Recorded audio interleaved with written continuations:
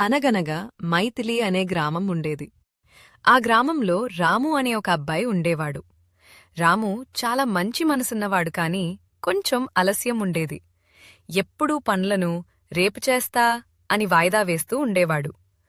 ఒకరోజు రాముకు మన పొలంలో ఉన్న బంగారంలాంటి మొక్కలను జాగ్రత్తగా చూసుకో, కాని కొన్ని రోజుల తర్వాత ఇంకా టైముంది కదా అని ఆలస్యం చేసి పొలానికి వెళ్లడం తగ్గించాడు. మొక్కలకు నీళ్లివ్వడం కూడా మర్చిపోయాడు. అదే గ్రామంలో సోము అనే ఇంకో అబ్బాయి ఉండేవాడు. సోము చాలా కష్టపడేవాడు. ప్రతిరోజూ తన పొలానికి వెళ్లి మొక్కలను చూసుకుని నీళ్లు ఇస్తూ ఉండేవాడు.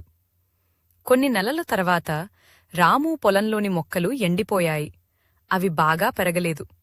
కాని సోము పొలంలోని మొక్కలు చాలా బాగా పెరిగి బంగారంలాంటి పంటను ఇచ్చాయి.